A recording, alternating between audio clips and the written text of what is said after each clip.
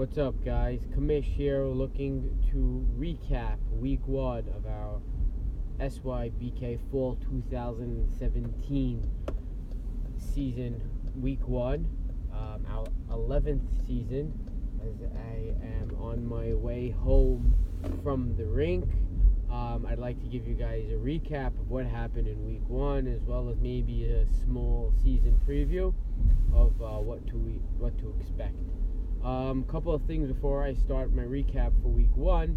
I wanted to mention, one, the schedule for this season is on the website and most likely won't be able to be changed. That means the 10 games of the season, as well as a tentative playoff schedule, depending on what happens in certain games, if the 4 seed beats the 1 seed, and so on and so forth.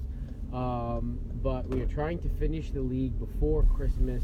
As you know, a lot of guys travel for New Year's, Christmas break, and we really want to wrap the season up before then. So please make sure you check the schedule, as well as the dates on the schedule, as those most probably are going to be the dates of the playoffs, and we are trying our best to stay committed to that. That's the first thing. Second, a lot of guys have been asking me, how did we make the teams this year? Was it a draft? Who were the captains? So on and so forth. So, as you know, I'm sure you guys already know who your captains are, but the way teams were selected this year wasn't necessarily through draft. Rather, I made what I thought was 4 even teams, sent them out to the captains, had them all review the teams, see the teams that they were on, if they thought they were fair. We made a couple of tweaks here and there. Each captain thought the 4 teams, myself as well, thought the 4 teams were very fair, and that's what we tried to do. We had an instance before where we had a couple of guys drafting that didn't really know what they were doing, and it kind of ruined the league for a lot of other players. But going into the season, we thought that the teams were very fair on paper and was going to be very competitive.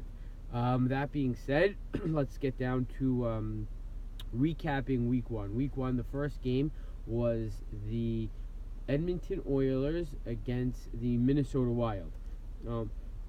The Edmonton Oilers, captained by Aaron Harari, and the Minnesota Wild, captained by Richie Bailey.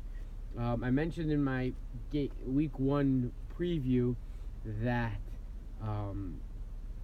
the Achilles heel to the Edmonton Oilers this season might be their defense. Although I am a part of that, I think it is the weakest part of the Edmonton Oilers, and the defense of that team got my message and was not happy that I called them the weakest part, because they came and they stepped it up tonight, as they posted, along with amazing goaltending from Ray T, the first shutout of the season, as they won the game 4-0. So as I got off the ice, although they were players on my team, they were like, "Hey, Kamish, fuck you, we just put up a shutout, and you said our defense sucks." So I tip my hat to the Oilers, myself included. Great job. But to be honest, I still do think that the Oilers have the weakest D of as per any team in the league this year, and if they can find a way to play the way that they played tonight, this team will be very dangerous. But if they play the way they're supposed to play, I think it's going to be this team's Achilles heel, and it's going to be tough for them to move on in the playoffs. But when you have Aaron Harari on your team, 6-time MVP, he's played with teams that had weak defenses before and has proven me wrong. So with me being a member on that team, I hope he proves me wrong again tonight. I hope he proves me wrong again this season. As for the Minnesota Wild, the team is very good. Although they weren't able to put up any points up tonight, I think these guys need a minute to try and figure out each other, get lines straight. The defense is very strong with Richie and David in the back there, and with Steven Beta coming back and playing goalie. Steven played excellent tonight, although he can't win any games if his team doesn't score for him. But although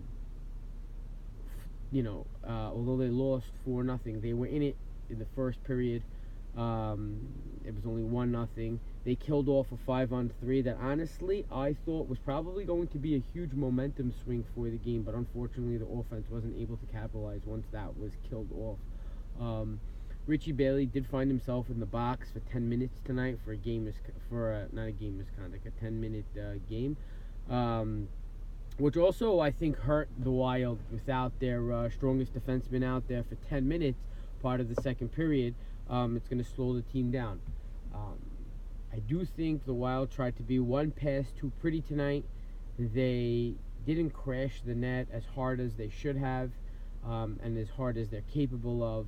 Although they did not score a goal tonight, I highly doubt that will be the same thing that'll happen for the rest of the season. This team is very dangerous, very deep, and I expect a lot of good things from this team. Although, now 0-1, it is a long season. They have a lot of veteran leadership, a lot of winners, proven winners on that team, and I don't think that they need to hit the panic button just yet. As I mentioned, the Oilers won the game 4-0. I think it was 2 goals by Aaron Harari, a goal by Sam Laniato, a goal by Joe Beda, and a goal by Sam Laniato. Eric Hemme was a great addition to the league this year. He's made his appearance, I think the last time Eric played with us probably was in the first season of the league. So welcome back, Hemme. A lot of older guys on this team. Louis Shammy, Ezra Gariani, Elliott Sutton played some fantastic center tonight in the faceoff circle, and the Oilers really put up a well-fought team win, and are now sitting at 1-0.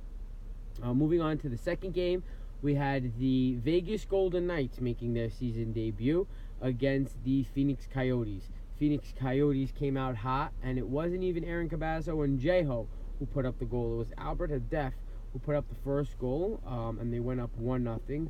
The Black